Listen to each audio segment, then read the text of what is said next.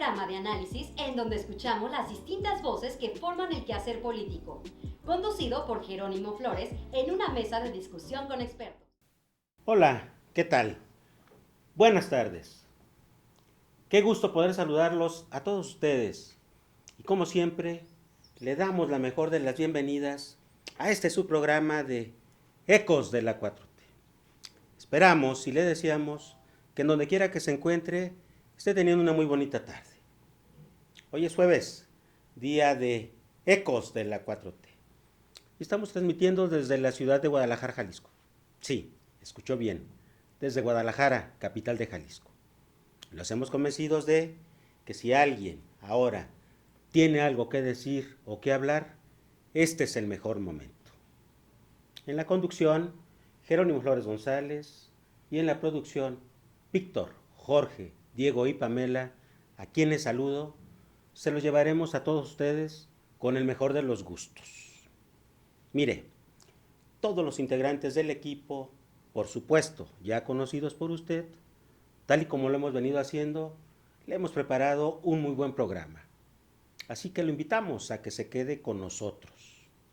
Y gracias, muchas gracias por brindarnos su atención y por apoyarnos. En un momento, comenzamos.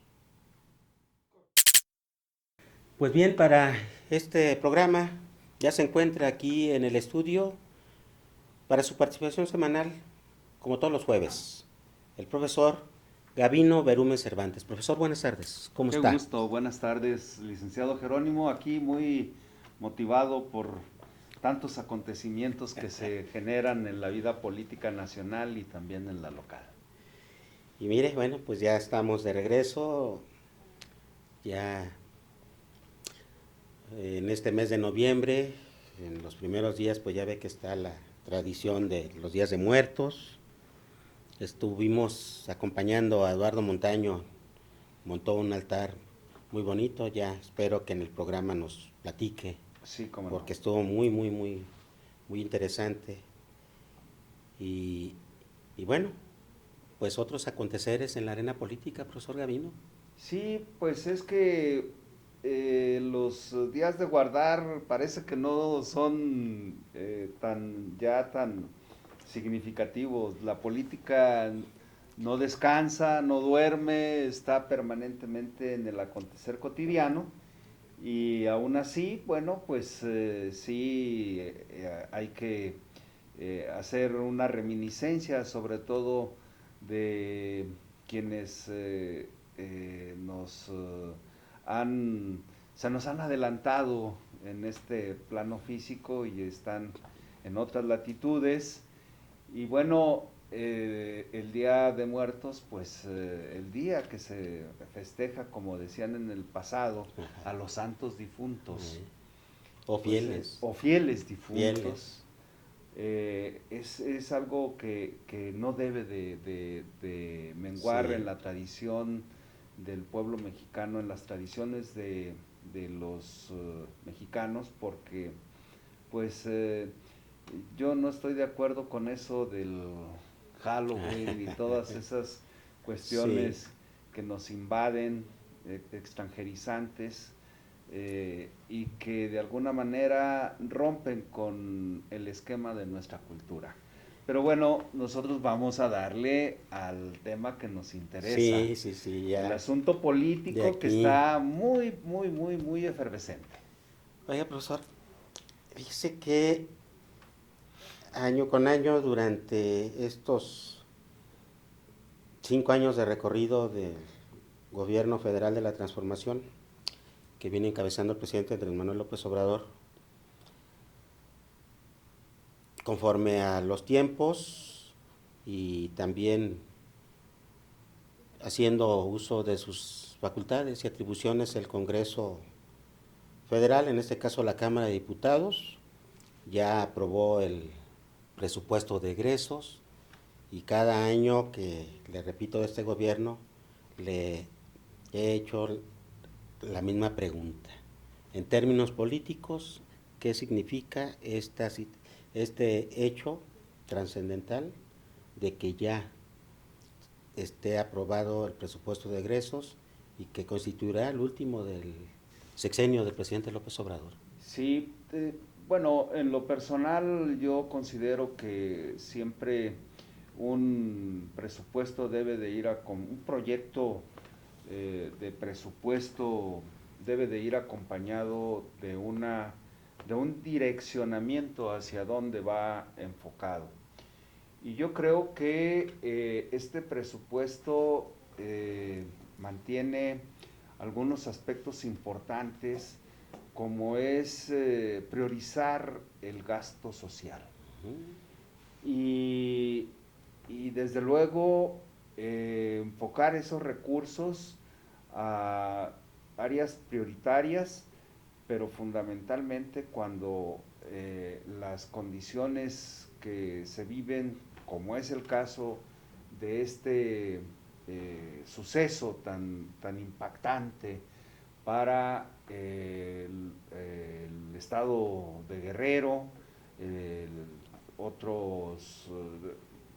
unos municipios de la costa de Guerrero que fueron afectados, como es Coyuca de Benítez y el propio Acapulco, puerto importante para el concierto internacional en materia de turismo. Pues ya está etiquetado un presupuesto para apoyar a los damnificados de Acapulco y de Coyuca de Benítez y de la población que resulte, poco más de 61,000 millones de pesos. ¿Es poco o es mucho? Yo digo que deberá de irse viendo en el proceso las necesidades, y lo ha anunciado el presidente, sin duda, que no hay límite para el apoyo de Guerrero y de los habitantes afectados. Por lo tanto, ese rubro está ya etiquetado de poco más de 61,000 millones de pesos. ¿Qué ha hecho la oposición en la Cámara? Pegar el grito en el cielo de que se requieren más y mucho más, sí, efectivamente, pero también hay que tomar en consideración un asunto que es de relevancia. Los hoteles que fueron impactados por el huracán Otis categoría 5, que no se había visto en las costas, en los litorales de nuestra geografía nacional, ni en el Golfo ni en el Pacífico, con esa intensidad. ¿Y el grado de devastación? El grado de devastación, de vientos, de rachas de 320 kilómetros por hora. Entonces es devastador. Entonces hubo zonas muy afectadas, por supuesto, que tienen un grado de marginalidad. Hubo el sector turístico, pues sus cadenas hoteleras se vio afectado, pero ahí también debemos de tomar en consideración los seguros que deben de servir de apoyo para estas cuestiones. Claro. Por ello, creo que tendremos que esperar las próximas semanas para ir viendo cómo se va a ir fortaleciendo el apoyo a la población damnificada. La aprobación del presupuesto, podemos decir pues que se avanza en la gobernabilidad, en la estabilidad política, económica. ¿Qué alcances tiene por otra parte también en esos términos? Claro que sí, porque se priorizan los rubros de mayor importancia que tienen que ver con la salud, con la educación y el desarrollo económico. Eso no lo podemos soslayar, son las cuestiones fundamentales para el proceso de desarrollo de nuestro país. En esos rubros, economía, ciencia, educación y lo que es la salud pública. ¿Qué es lo que el presidente trata de garantizar con un presupuesto justo? trata de garantizar que la salud en todos los municipios más apartados de nuestro país llegue la atención médica. Y eso para nosotros debe de ser fundamental, porque un pueblo que tiene salud, que tiene educación, que tiene trabajo, que tiene empleo, que tiene características de vivir en paz, es un pueblo que tiene mejor futuro. Y en el caso nuestro lo hemos podido apreciar, que en estos 5 años que lleva de gobierno el presidente Andrés Manuel López Obrador, pues ha sido muy cuidadoso de que el gasto sea muy bien distribuido.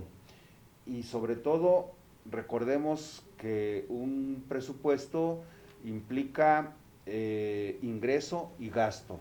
Entonces, la manera de recaudación de este gobierno ha sido también siempre a la alza. Siempre ha habido la convocatoria a que los que anteriormente no pagaban, que se hacían omisos o que por prebendas del propio gobernante en turno les ofertara para que siguieran manteniendo ese esquema de supuesta inversión de parte de los privados y que no se reflejaba en el propio desarrollo económico del país, sino que el desarrollo económico era para el bolsillo de los grandes capitales, no nada más nacionales, sino también extranjeros. Entonces, hoy que hay una captación de recursos, que hay una administración sana, que no hay deuda pública, que no hay contratación de deuda extranjera, entonces quiere decir que el dinero alcanza, aun cuando nosotros creemos que debiera de haber, en lo personal, yo digo que este país debiera de tener un mayor cúmulo de recaudación, porque todavía por ahí hay prietitos en el arroz que se resisten. Por ejemplo, un personaje que debe a la hacienda pública 25,000 millones de pesos. Y ese personaje nada más y nada menos que es el señor Ricardo Salinas Pliego, que es dueño de Azteca Televisión, Electra y todas esas empresas. Pero mientras que él, con su desparpajo y manera de dirigirse a quienes le están haciendo este reclamo, él dice, por lo pronto voy a ir a jugar golf, voy a ir a pasar mis vacaciones en mi yate por el Mediterráneo. Y en tanto, debo de decir que esos 25,000 millones de pesos son, pues para él, el 20% de su deuda, de su capital en términos generales. Entonces quiere decir que para él se resiste y no quiere pagarlos, porque es una sangría a su economía personal, pero se olvida de que tiene que cumplir con un mandamiento constitucional, que todos debemos de pagar impuestos. Y eso para nosotros sería muy significativo. O sea, cuando digo para nosotros, para el pueblo de México sería muy significativo que ese recurso sea destinado, como la ministra Piña ya aceptó, que los 15,000 millones de pesos que tenían en sus guardaditos de fideicomiso se destinen a los damnificados de Guerrero.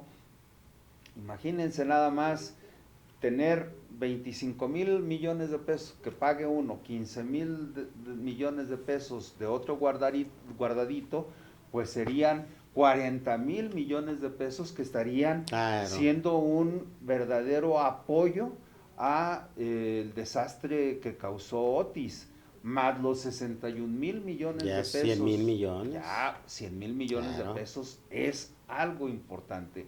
Pero yo veo que este personaje, dueño de TV Azteca, pues verdaderamente es un personaje insensible. Es un personaje que nada más está viendo para su provecho a costa del pueblo. No olvidemos que en el periodo más álgido de la pandemia, él obligaba Claro. a su base trabajadora a que fueran a trabajar, que no tenían por qué cerrar, que no tenían por qué dejar de estar yendo a sus respectivas labores. Entonces, es un personaje insensible, a mí me parece que, puedo decirlo con ese término, abominable, porque está en contra de el pueblo, está en contra de sí mismo, del desarrollo del pueblo y en contra de su base trabajadora que la tiene muy castigada. Oiga, profesor, pues en este momento que ya se da la aprobación del presupuesto de egresos, no está por demás destacar los fundamentos de la economía en el país y la confianza que hay, por supuesto, en el país y en este gobierno de la transformación. Enlistemos, profesor Gavino, a ver, ayúdeme. Las reservas internacionales, alrededor de 205,000 millones de dólares. Así es. La inversión extranjera directa, Nada más también, para este año 35 va, mil millones de 35,000 dólares. millones de dólares. Así es. La inflación, A la a baja. la baja. El dólar, el peso, Fortalecido. fortalecido. Es un peso fortachón, dijera el presidente. Ah. Es un peso fuerte. ¿Qué otros rubros? La cuestión del empleo. También, igual. Hoy el presidente dice, voy a tirar aceite, diciendo que es de los pueblos con menos, de los países con menos desempleo en el mundo. Entonces, la oposición dice que Andrés Manuel López Obrador está llevando a la ruina al país cuando los ojos de el mundo están señalando que hoy día se vive una tranquilidad en su proceso de desarrollo socioeconómico, cultural, educativo y en todos los rubros, que el pueblo de México está destacando, claro, precisamente por esas acciones de administración pública. Oiga, y por otra parte, siguiendo en este recuento, contra todo pronóstico y sorprendidos, hoy veía información de una agencia calificadora, Moody's. Sí. ¿Estás sorprendido porque estimación del 3.5% de crecimiento? Claro. Yo creo que va a ser más, ¿eh? Yo siento que sí. Pero, ¿están sorprendidos? Efectivamente, y yo creo que cerrará el gobierno del presidente Andrés Manuel López Obrador con estas apreciaciones de las calificadoras internacionales. Yo creo que andará cerrando el porcentaje de crecimiento entre el 4 y 4,5%, y si no, es que un poquito más. Y por otra parte, ya también está a días de que la Comisión Nacional de los Salarios Mínimos emita el resolutivo de cuál va a ser el aumento que registren.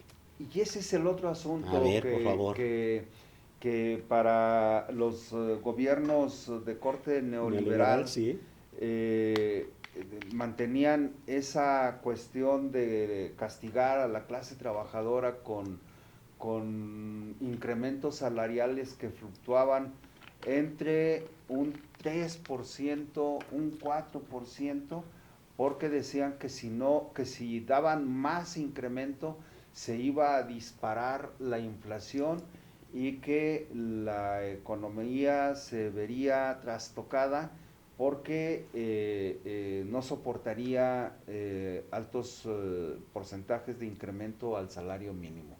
Entonces, hoy que tenemos un salario mínimo en el centro del país de más de 7 pesos. 7 pesos, 313, 14 allá y más de 315 pesos allá en la frontera, frontera, pues evidentemente que esa era una falacia. Eso de decir que si se incrementan los salarios se trastoca la economía y hay procesos inflacionarios que generan inestabilidad económica, ese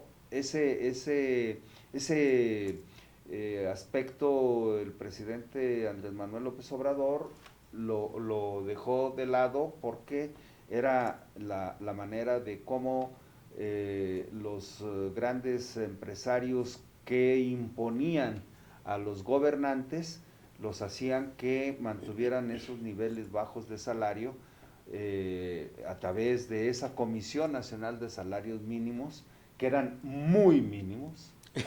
Entonces, hoy lo estamos viendo que el proceso de transformación que está teniendo el país es en todos los rubros. Dice que se me vino a la mente porque el maestro Mario de la Cueva, un estudioso laboralista, para mí el más prestigiado aquí en el país, ya desaparecido, claro está, respecto de los integrantes de la Comisión Nacional de los Salarios Mínimos, que es la que fija los salarios, pobres. Se refería de ellos tildándolos de una pobreza de alma. Claro, por supuesto. De una pobreza de alma, así decía el maestro. Así, y se quedaba cortito. Y luego se me viene también a la mente, en una de sus obras, el maestro Néstor de Buen Lozano, también laboralista, sí, claro, ya desaparecido, sí, que comentaba, trayendo a colación lo del gallego, pues, que se empeñó tanto en enseñar a su caballo a no comer, que el día que finalmente lo logró, se le murió. Sí, por supuesto. Entonces, así se refería respecto de los salarios mínimos que se fijaban para el ingreso y la subsistencia de los trabajadores y sus familias. Sí, para eso también se pintaban de cuerpo entero las caricaturas de los moneros extraordinarios que surgía un aumento de salario mínimo y ponían al pueblo famélico. Ah, es correcto, sí, maestro. Bueno, en andrajos el pueblo, cuando hacían esos anuncios de sus incrementos salariales. Sí, y en contrapartida a veces yo hago el comentario con los alumnos a los que les imparto la clase de Derecho Laboral en la Universidad de Guadalajara, de cómo en su momento, por ejemplo, el que fuera secretario de Hacienda de Ernesto Zedillo, o de Fox, perdón, Cartens. Nada más para él tenía asignado de 3,000 a 4,000 pesos diarios para su propia alimentación. Sí. Diarios, sí. Diarios, lo que representaba menos de un salario mínimo mensual de un trabajador. Sí, señor. Un salario mensual que en un solo día, él lo tenía un solo día. Un solo día para su alimentación. Nada más, personal. Gavino. Oiga, profesor Gavino, pues todo parece indicar que la efervescencia política y lo que se vive no ha contagiado a la cuestión económica del país, y eso me parece también una situación interesante de destacar, y más considerando pues que ya estamos en el último ejercicio de gobierno del presidente Andrés Manuel López Obrador, y que de seguir así todo parece indicar que finalmente vamos a vivir un fin de sexenio sin las crisis recurrentes que nos tocó vivir. A ustedes de más sexenios para atrás y yo, sí, otros también, sí, por supuesto. Yo tuve oportunidad de conocer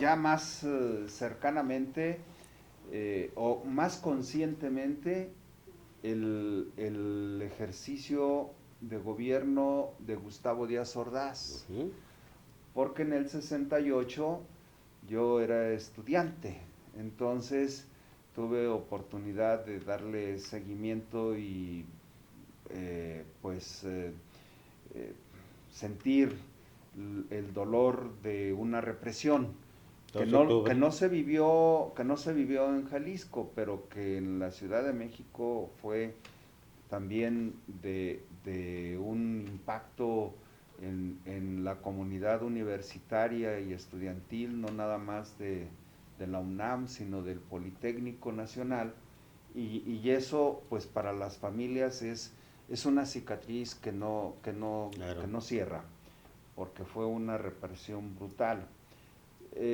Conocí el ejercicio de López Mateos porque pues en mi época de escolar tuve oportunidad de ser de los primeros usufructuarios del libro de texto gratuito. Y eso pues para la población educativa del país pues era muy significativa porque los padres de familia antes nuestros padres compraban nuestros libros. Entonces cuando llega la entrega de los libros de texto gratuito, pues fue un alto beneficio para las familias mexicanas. Luego también había otro aspecto importante, el Instituto Nacional de Protección a la Infancia, por sus siglas era el INPI, y que más tarde se transforma en DIF. Sí. Pero, ¿qué era el Instituto Nacional de Protección a la Infancia? Era la entrega de desayunos escolares. Yo recuerdo que pagábamos un 20 centavos en la escuela y nos daban nuestro frasco de leche, de leche con chocomil, o sea, sí, sabor sí, chocolate, sí. unas Conchitas con jamón, un plátano o una naranja, y eran 20 centavos, un dulce. Entonces, era verdaderamente un aspecto social. Claro. En apoyo a las familias y a la educación, porque se decía que pues los niños deberían de estar nutridos y que deberían de llegar con algo, estar con sus alimentos en la escuela. Oye, y el viraje de los gobiernos neoliberales luego. Claro que sí. Miguel de la Madrid Hurtado, Carlos Salinas de Gortari, sí. Ernesto Zedillo Ponce de León, Vicente Fox, Felipe Calderón, y Enrique Peña Nieto. El Espurio y Enrique Peña Nieto. Y en ese proceso y las prácticas, digo, los últimos dos gobiernos revolucionarios se dice que eran pues Luis Echeverría y José López Portillo, venidos de esa playa de políticos que surgen a raíz de esa transformación que sufre el Partido Nacional Revolucionario, el Partido de la Revolución Mexicana y el Partido Revolucionario Institucional. Sí. Y luego, si recordamos, pues Zedillo, Salinas, que es el impulsor de este modelo neoliberal catastrófico para el pueblo, porque pues se castigaba mucho a los trabajadores, y el caso concreto de ver cómo Acción Nacional con sus dos representantes que se prometía un cambio, ¿qué sucedió? Más de lo mismo. No abandonaron las prácticas ni las políticas que los gobiernos priistas neoliberales impulsaron en este país. Yo recuerdo que esas formas de ejercer las políticas económicas las adoptaron de un modelo chileno. Sí, cómo no.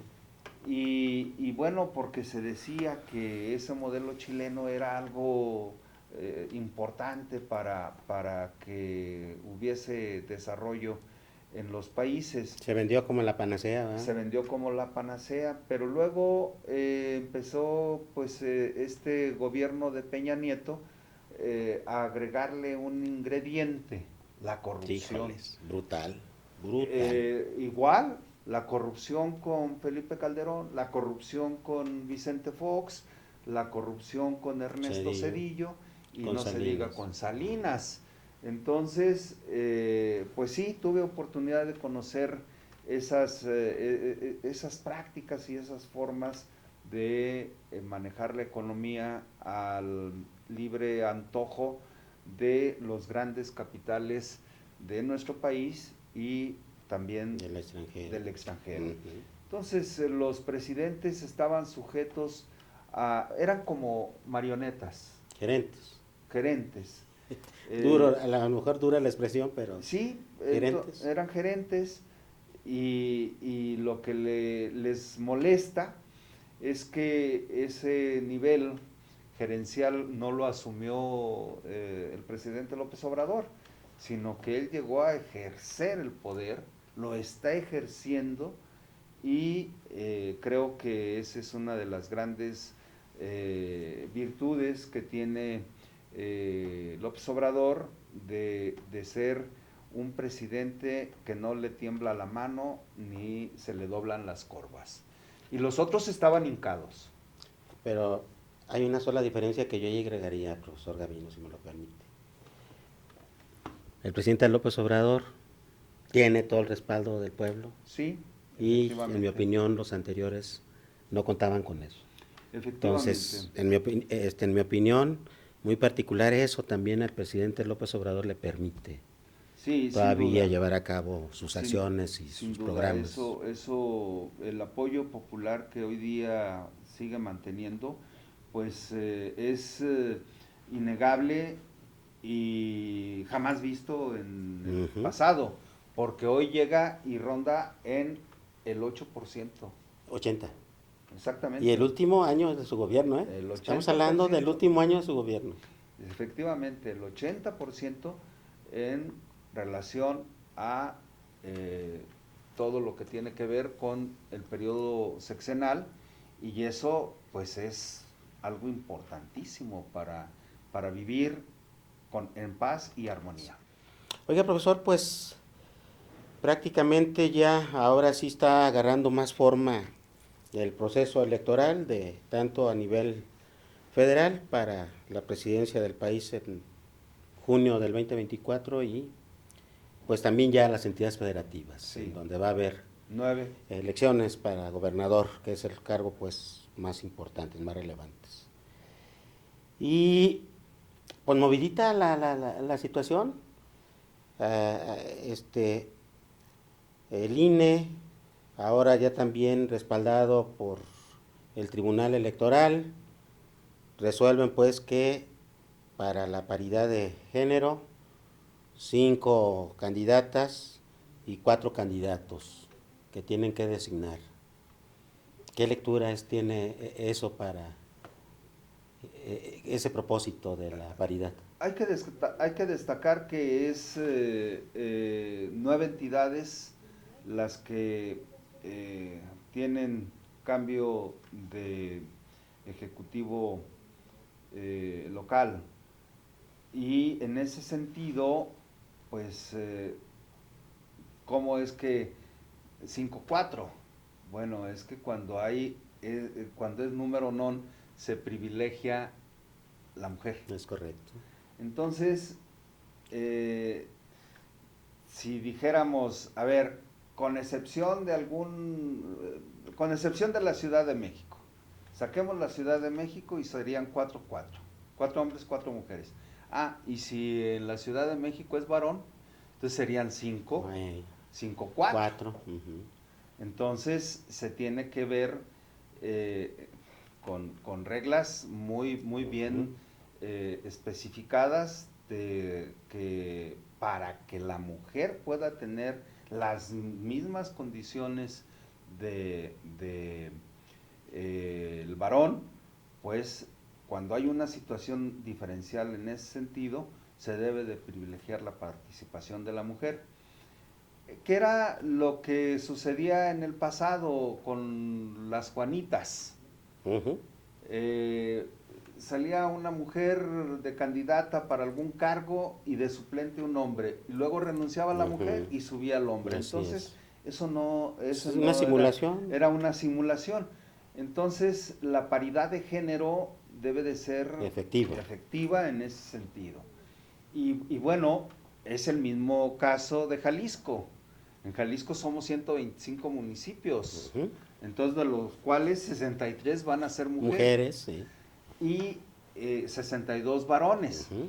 Pero de esas 63 mujeres se deben de ver los bloques de mayor rentabilidad electoral Sí, para que puedan acceder para al que cargo. puedan acceder, porque no se les van a dar a las mujeres los municipios, por ejemplo, que tengan una rentabilidad electoral mínima y que, pues, Sí, no sería ir estén, en contra, no estarían, desvirtuar exactamente, el no estarían objetivo. Así participando es. con esas mismas formas de equidad. Sí. Entonces, en ese sentido, pues se procesará en el futuro inmediato que de los bloques de los 10 municipios del área conurbada tengan que ser mujeres en 5 y varones en los otros 5. Ujú. Pero aquí habría que ver también, habría que distinguir que en el caso de que en los municipios donde haya gobernado ya un hombre que tenga una rentabilidad Ujú. electoral superior, forzosamente Sí, privilegiar a la mujer, se tenga que volver otra designar a la vez. candidata. Por eso creo que puede ser que el candidato emesista de Guadalajara Se encuentra ahí en la cuerda, esté en la al filito, cuerda, al filito. se encuentre en la cuerda porque probablemente señalen que Guadalajara sea mujer. Entonces tendrán que los partidos, mujer. Pongo el Sí, sí, sí, ejemplo sí, de sí. nuestra ciudad capital, Claro, claro, claro. ¿no? Porque se está pensando que para Guadalajara pudiera ser un varón. Ujú. Por parte de MC, estamos mencionando a este partido, que es el partido que gobierna Jalisco. Entonces, así las cosas, la participación de la mujer hoy día va a ser más significativa. Hoy día vamos a tener más posibilidades de ver mujeres que estén arribando a cargos de elección popular Ujú. muy importantes y que se destaquen, porque así es, pues vamos a tener la primera presidenta Del país. del país en México, Claudia Sheinbaum, y que no se le puede de ninguna manera estar escatimando sus capacidades, su forma de hacer política y la forma de cómo se está llegando de recursos humanos, como en el caso del ministro renunciante. Oye, interesante lo del Poder Judicial, ¿verdad? Sí, Lo que viene y claro. luego esto que viene. ¿Qué lectura hay que darle a eso? No, bueno, pues profesor? a mí en lo personal ¿Se anuncia? cuando se anuncia Que que renuncie, le que presenta al presidente al la renuncia. presidente su deseo de separarse de la corte y luego se la acepta, y una vez que se la acepta, pues se publicita la participación con la candidata Claudia Sheinbaum. Eso a mí me pareció que fue una jugada muy importante para que se vayan viendo cómo los cuadros políticos se empiezan a acomodar, pero me refiero a los valiosos, porque el ministro Saldívar, pues ya no estaba a gusto, entonces no se le puede obligar a que Claro. a que termine ahí un año más teniendo a la ministra Piña Peña. Entonces, ahí tendría que haber una renovación. Y ahí no necesita la ministra Piña. sacarse foto con Peña, ¿verdad? No, Ya sabemos ya. que Así es. igual a lo mejor puede ser que con la senadora Xóchitl Gálvez tampoco lo necesite, No, no, no, por supuesto. ¿eh? Digo, porque externó su molestia de esa foto que se Sí, subió. claro, claro. Pero son muy limitadas las Sí. formas de criticar y de argumentar de la oposición. No lo ven con altura de miras.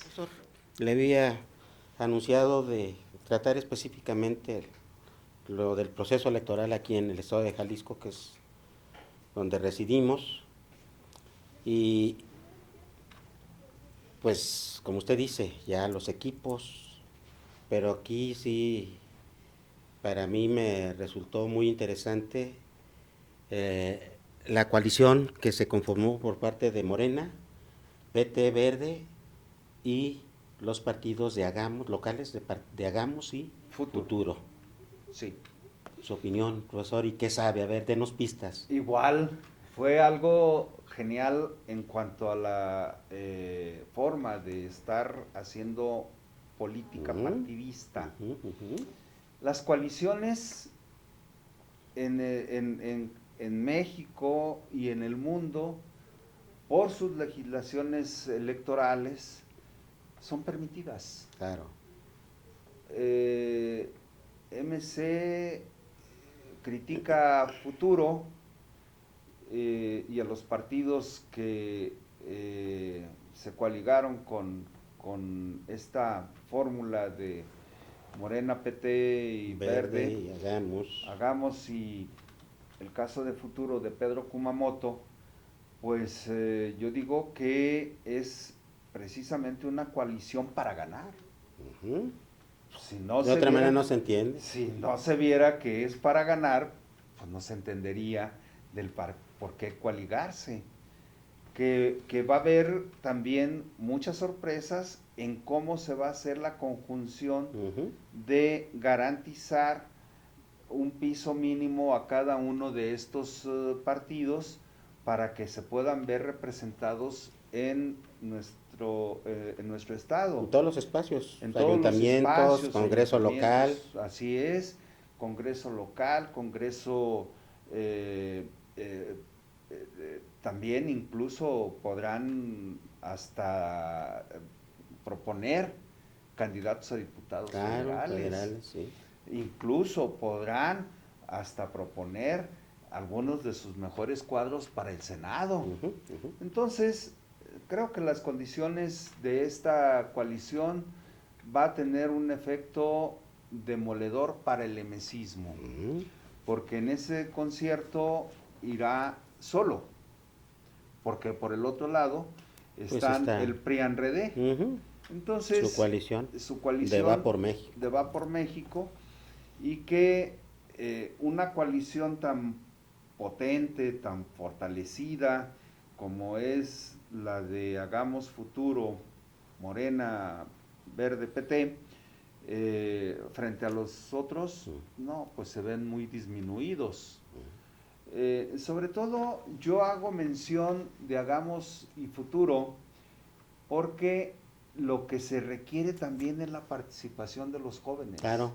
Y en esos dos partidos locales hay mucha participación de los jóvenes. Entonces, para mí, eso es verdaderamente destacado porque el asunto de la participación de las mujeres y de los varones jóvenes se requiere mucho para que se vaya refrescando la política.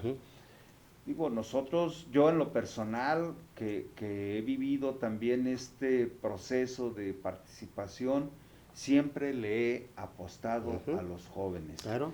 En los cargos que he tenido de representación partidaria, yo lo que procuraba era que los jóvenes no vivieran una vida política frustrada, que se viera que su talento y su forma de hacer política se ajustara a sus convicciones, pero también a los ideales de que se fueran viendo motivados para su crecimiento político y profesional.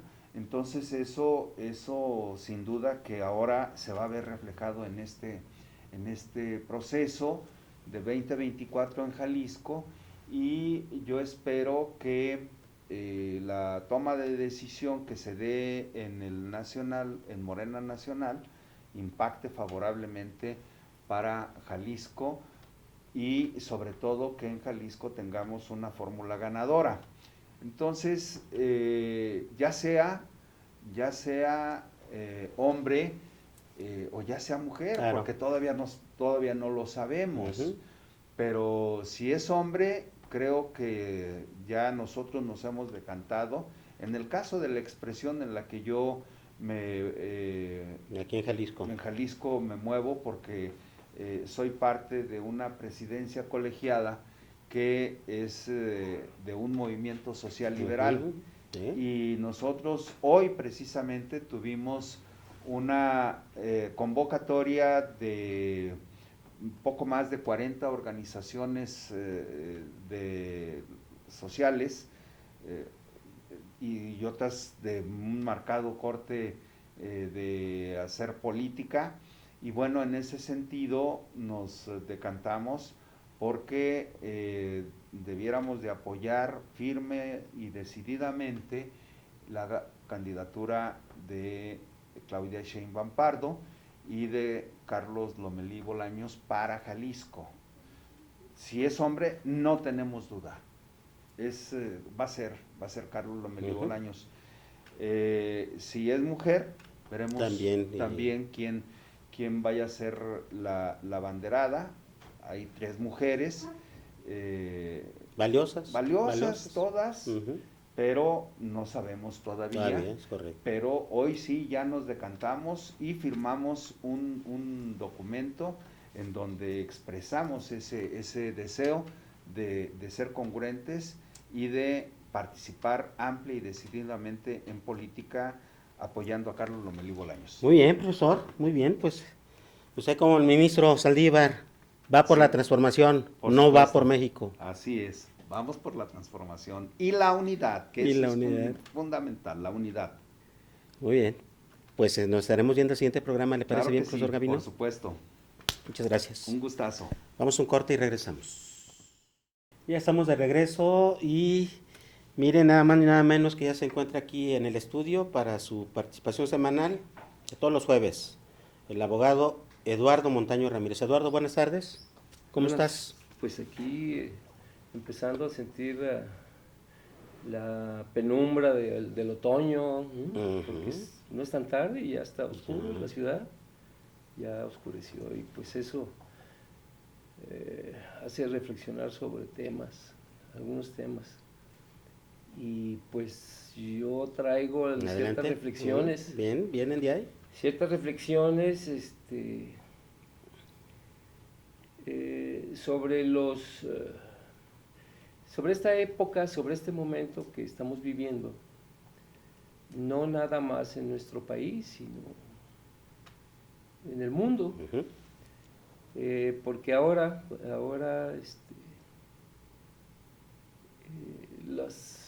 los cambios que ha habido, la tecnología, eso que le llaman globalización, las intercomunicaciones, la rapidez, la electrónica, cómo nos ayuda en algunos casos a conocer la realidad casi instantáneamente, una realidad o un retrato de la realidad, porque la realidad es difícil conocerla completa, pero un retrato de lo que está sucediendo en el mundo. Y uno de los acontecimientos más pues lamentables y frustrantes es lo que sucede en Gaza, en Palestina. Es una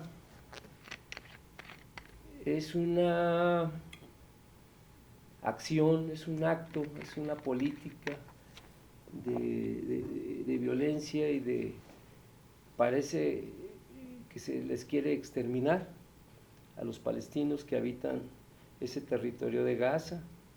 Gaza, que es un país dividido en 2, que se llama Palestina, que está dentro del territorio israelí. Y son pues como corrales, ¿verdad? Los tienen acorralados a los palestinos. Hay gente que habla de guerra, de una guerra, pues ¿cuál guerra? Si no hay ni aeropuerto, ni aviones, es una población prácticamente desarmada, inerme, encerrada, que está enfrentando una realidad día con día, que son los bombardeos de la aviación israelí, los bombardeos con misiles, los ataques con blindados y con el ejército israelí, pero no es un ejército normal como cualquiera, está apoyado con drones, helicópteros, artillería pesada, artillería, y poco a poco va exterminando y va eliminando ciertos puntos de la población palestina para poder expulsarlos.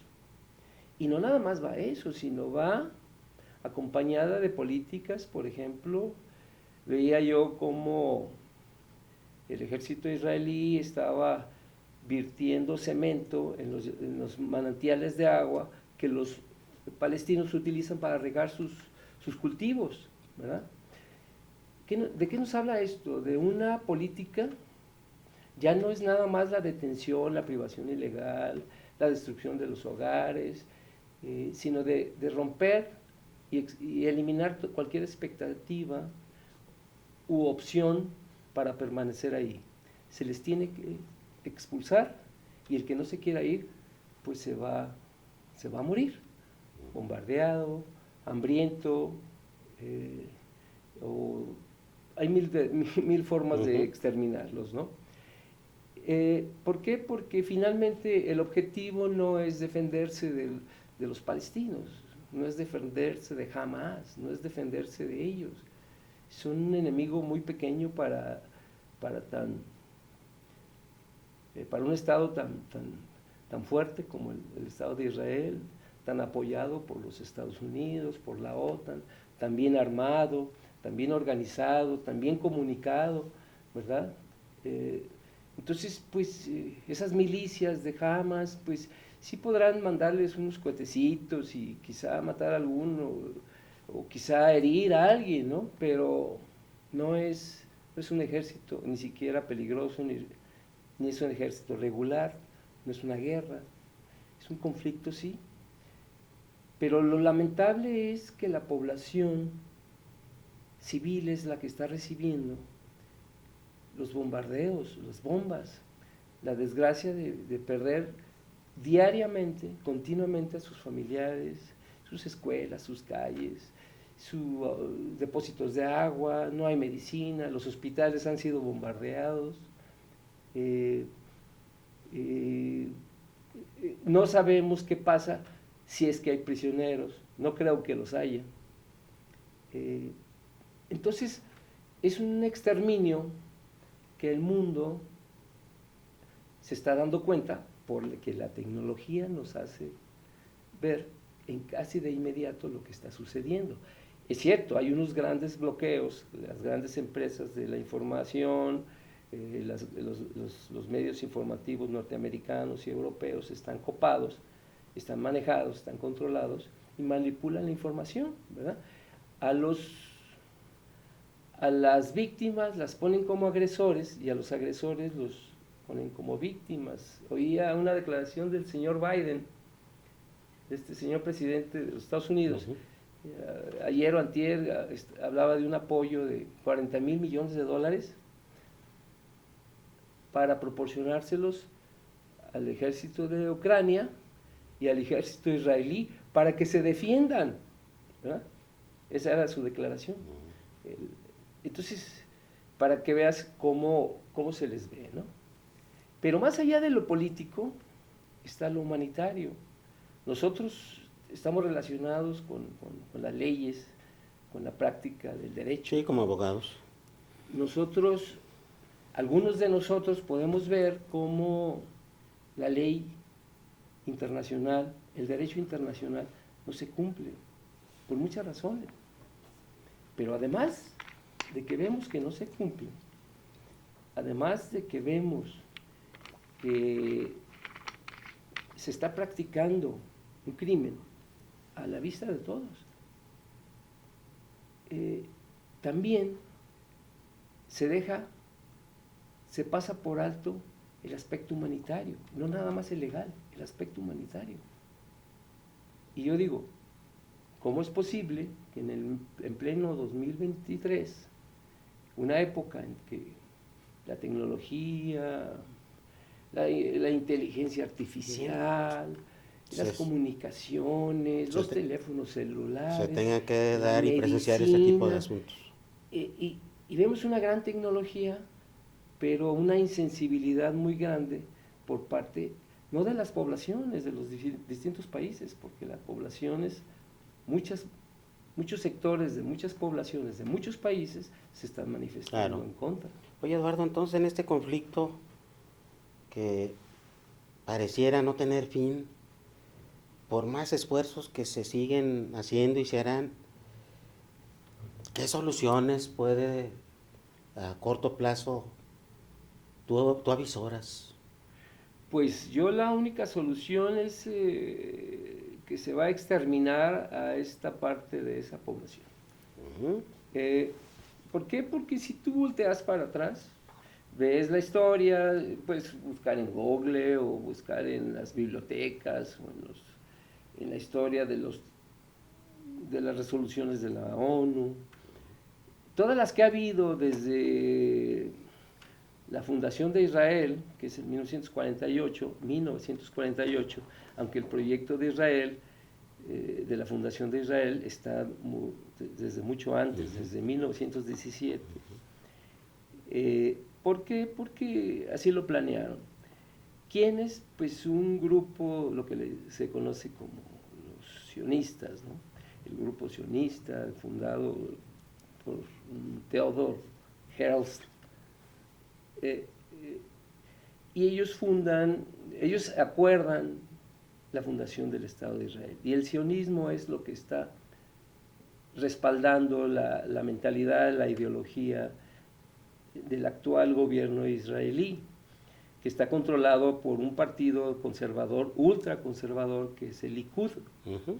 Y todos los políticos, el señor ministro o presidente de Israel, Benjamín Netanyahu, pertenece a ese partido, uh-huh. Tiene alianza con él, no obstante es un político que ha sido muy, muy controvertido porque tiene acusaciones de acusaciones sexuales, acusaciones de fraude, tiene muchas acusaciones, pero no le hace nada.